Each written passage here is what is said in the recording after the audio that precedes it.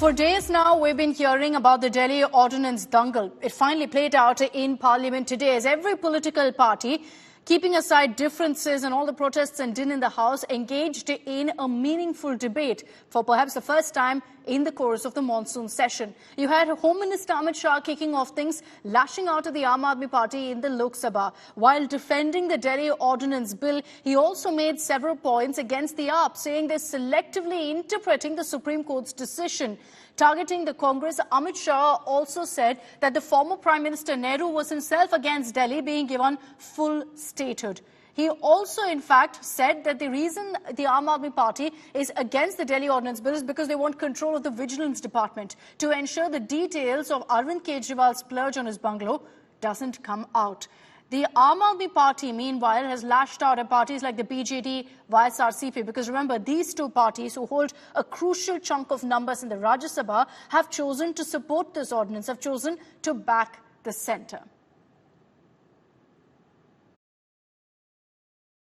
दिल्ली विधानसभा सहित एक संघ शासित प्रदेश है, तो दिल्ली ना तो पूर्ण राज्य है, ना संघ शासित प्रदेश है, ना संघ शासित प्रदेश विथ असेंबली। क्योंकि ये राजधानी क्षेत्र है, इसको ध्यान में रखते हुए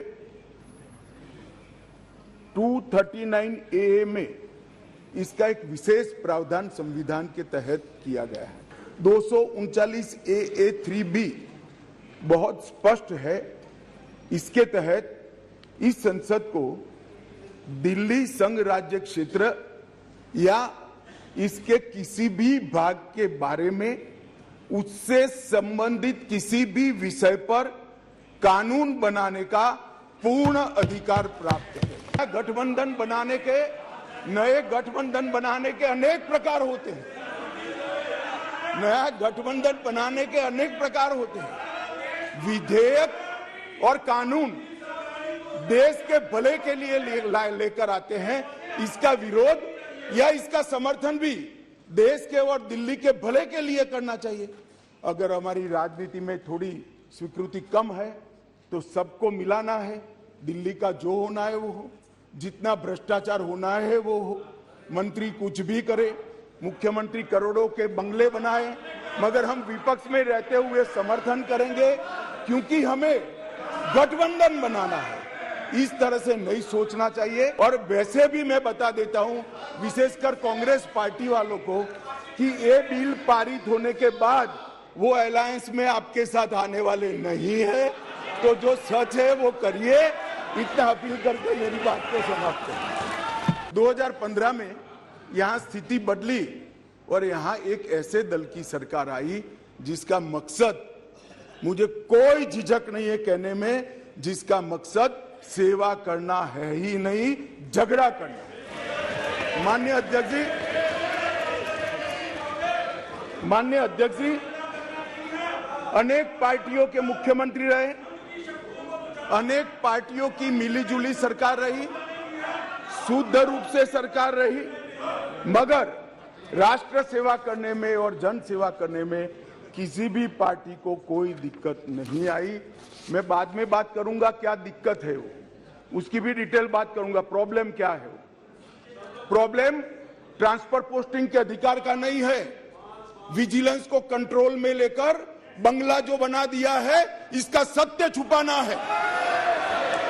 जो भ्रष्टाचार हो रहा है, इसका सत्य छुपाना है। मेरा सिर्फ यही कहना है कि आप जो भी कहे, शंका हमारे इसलिए है कि हिंदुस्तान में से एक ही राज्य दिल्ली नहीं है।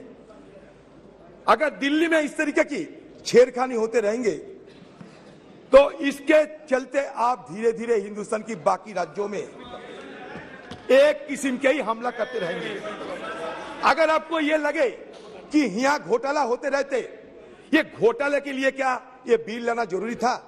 आपके हाथ में ईडी है, सीबीआई है, कितने सारे फौजें हैं आपके हाथ में, कितने सारे शक्तियां हैं आपके जेब में, तब उसको इस्तेमाल क्यों नहीं करते? ये घोटाला की चलते, घोटाला की विरोध करने के लिए आपको क्या ये बिल लाना जरूरी था? मैं ये सवाल पूछना चाहता है। दूसरी सवाल ये है कि देखिए, देखिए, ये अध्यादेश की घोषणा लोकतांत्रिक और न्यायिक विचार विमर्श का दरकिनार करने का एक स्पष्ट प्रयास है।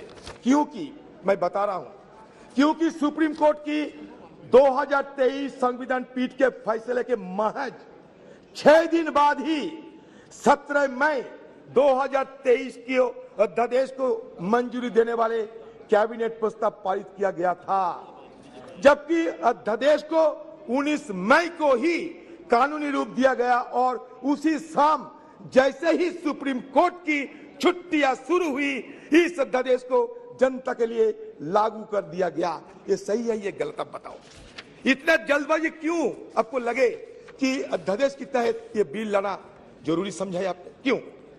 आज चर्चा हो रही है कि चुनी हुई सरकार का पूरा मुख्यमंत्री का सारा अधिकार वो लेफ्टिनेंट गवर्नर को दे रहे हैं। वो क्या उचित है क्या? इस ऑर्डिनेंस की जरूरत क्या पड़ी? अटल जी को याद करो, जो दिल्ली को पूर्ण राज्य बनाने की वकालत जिंदगी भर करते रहे। अपना घोषणा पत्र पढ़ो अमित शाह जी, उसमें लिखा हुआ है साफ साफ, दिल्ली को पूर्ण राज्य बनाएंगे। किसने? भाजपाइयों ने लिखा था। संख्या बल के आधार पर एक राज्य सरकार के खिलाफ आप गैर संवैधानिक बिल पास कर रहे हैं। सुप्रीम कोर्ट में दूर दूर तक ये बिल कहीं टिकेगा नहीं, रुकेगा नहीं।